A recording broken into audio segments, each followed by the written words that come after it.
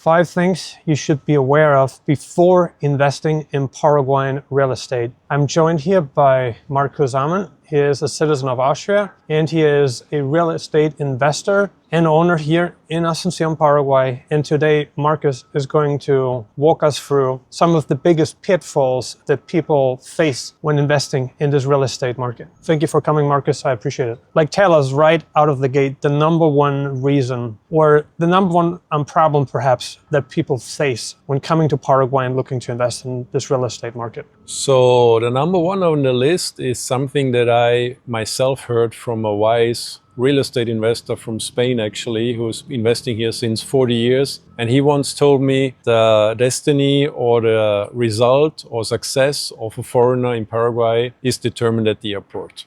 So whoever picks him up at the airport basically holds his face in his hands. Meaning, when you come to Paraguay and you have a friend here or relative here, it is much easier because you have somebody you trust, somebody that can help you to present you the right people and the right opportunities, which is usually a big advantage. But on the other hand, when you come here and you don't know anyone, Paraguay is a very interesting spot at the moment, so people come here. It's a kind of cold approach, which is fine and very interesting here. But when you come here, it always is this famous saying, keep it in mind, because whoever you meet first, basically, meaning whoever picks you up at the airport or whoever service you choose, this is also maybe where you come in with Nomad Elite. So if you have somebody trustworthy that takes you by the hand and shows you around and presents you everybody and does all these unnecessary steps for you, it's a big advantage. If you don't have that, if you just come here blindfolded and then you go around, you do your thing, you don't really know who to trust or what you're getting into. So this is the number one thing. Be careful who picks you up at the airport. Right.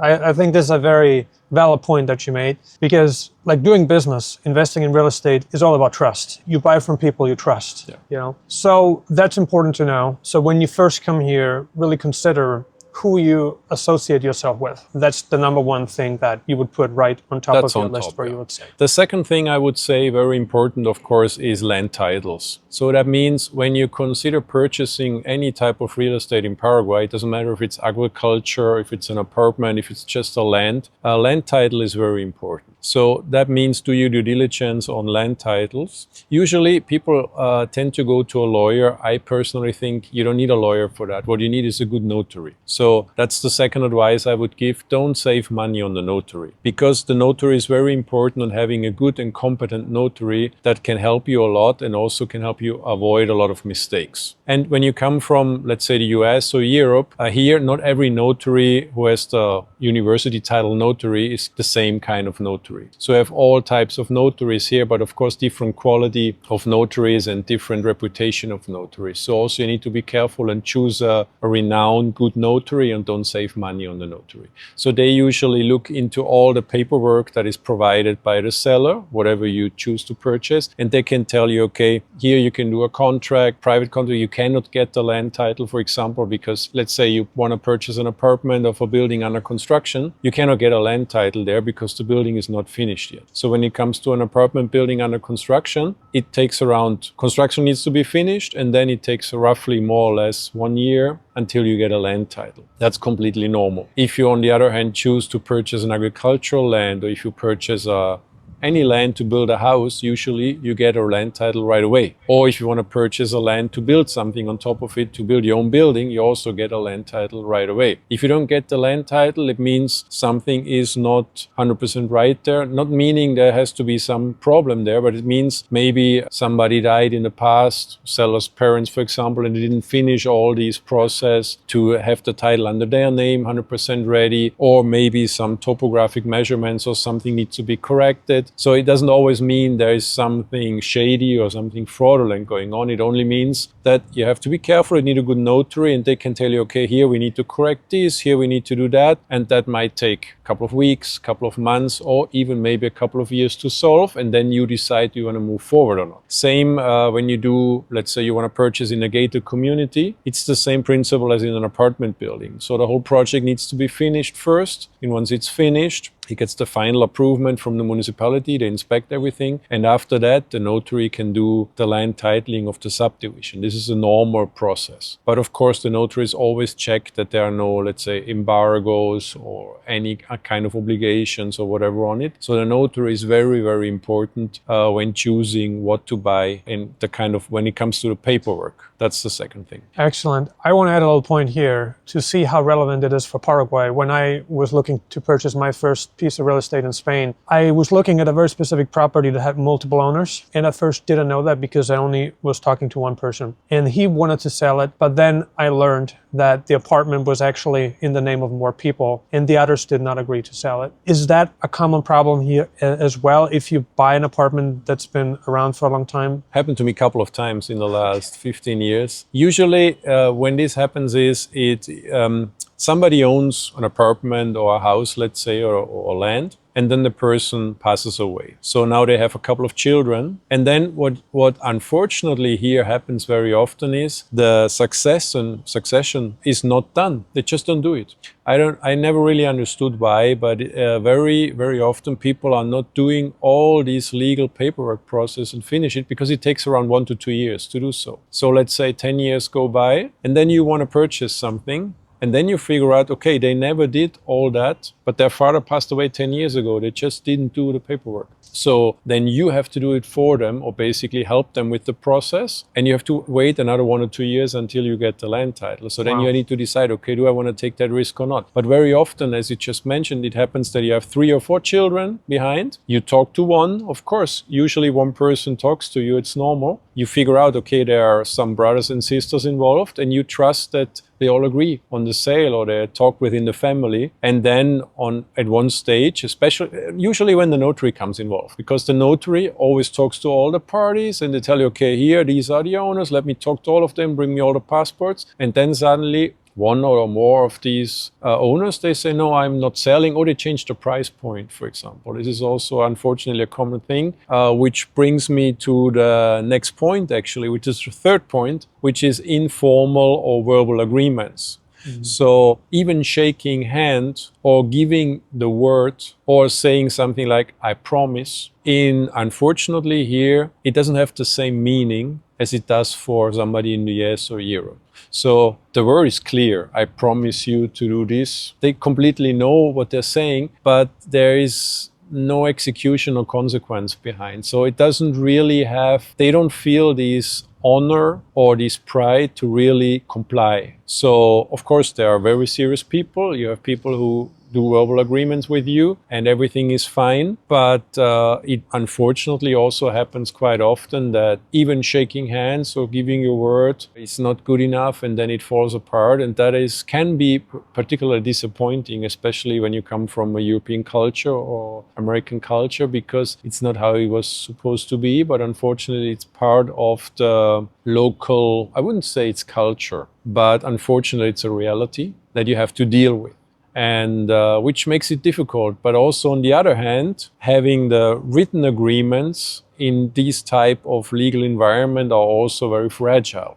So it's even more important that you have some sort of trust relation between the parties, even when it comes to a simple thing like purchasing an apartment or a house. So that we already have the top 3 points that I would really think people need to try to understand and be aware. It's difficult because you never get used to it. Mm. I can tell you that because even after 15 years, because when you come from outside, you grew up in a different way, you have a different education, a different mindset, but you need to find a way to live with it, to deal with it, and then you can move forward. And of course, very often also deals close, happen, work out. But also what you just mentioned, this is something that is happening. And it happened to me at the very beginning. When I came here at the beginning, the first land I had confirmed to purchase, everything was agreed on. And one day before the signature, even the notary checked, everything was fine. And one day before the signature, they changed the price. So, and then I didn't move forward.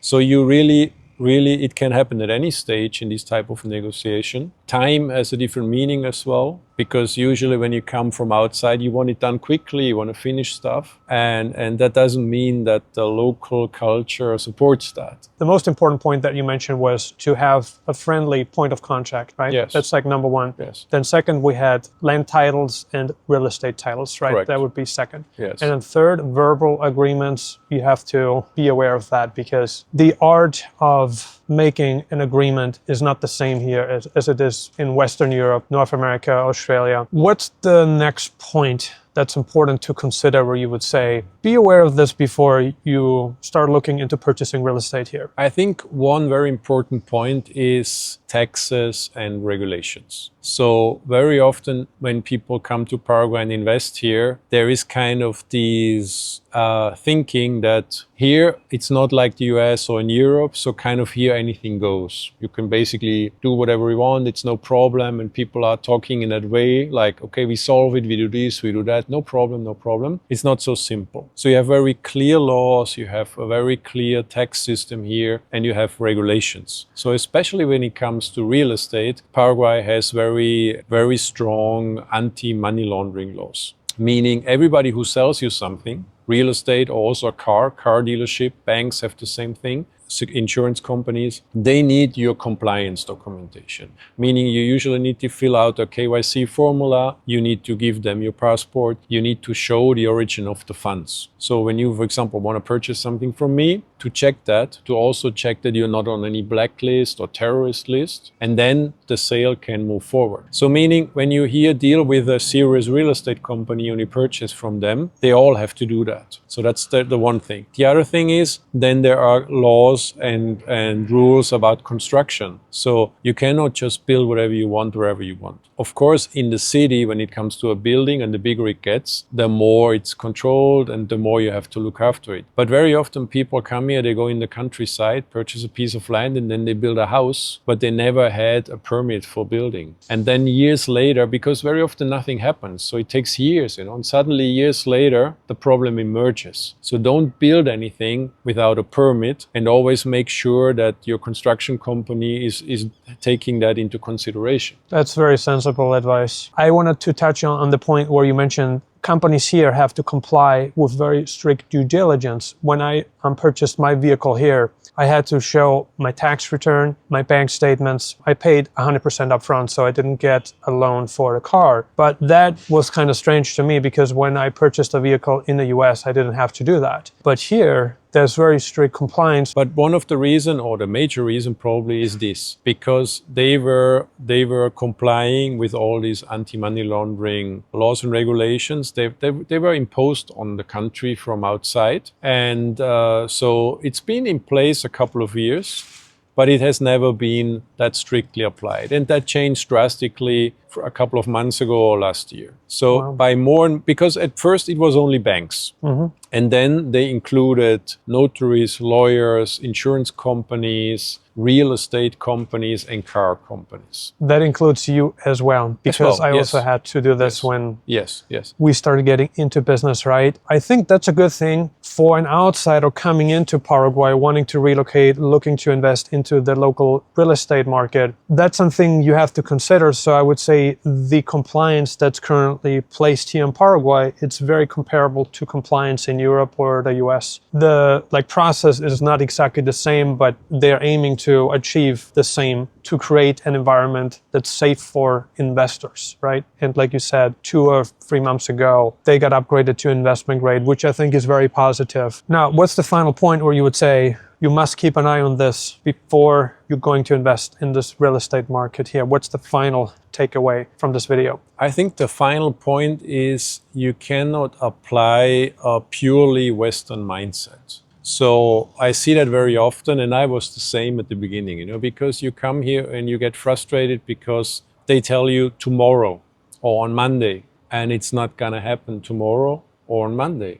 So you wanna push it, and you want people to comply, and very often they don't do it the way you want it to, or in the time frame they agreed to do. And also when it comes to details, when you apply a purely Western mindset, especially in real estate, like here, I don't know, it's not a 90-degree angle, or here this is a crack, or here this is this, or here this is that, or here is some water, whatever.